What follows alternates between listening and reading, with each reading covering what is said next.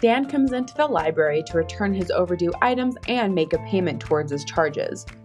You may notice, depending on your preferences, that after book dropping an overdue item, a payment window will appear.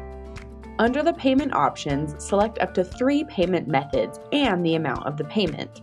This is also where you can forgive the remaining balance and select to either print a receipt or send one via email. If the patron isn't in front of you, just process without payment information, or click Cancel to handle it later. What do you do if you want to make a payment or forgive an older charge? First, make your patron current and go to the Charges tab. This is where you can issue charges, make payments, forgive charges, and print a list of the current patron's charges. From here, select the charge you're forgiving or making a payment towards. Select multiple charges using your system shortcut. Now, either click Make Payment or Forgive Charge. Follow the same steps as before, and you're all done.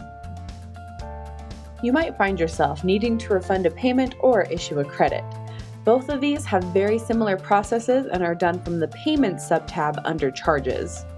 First, let's talk about refunds. Use the FF command to quickly open the Payments tab. Select the payment you're refunding and click Refund. Now, enter the amount you're refunding as either cash or credit and add a refund note. You can select to print or email a receipt if one is needed. Click Process to complete the refund. Credits can be used towards future payments. To issue a credit, simply click Add Credit and enter the method and amount. Select a receipt type and click Process.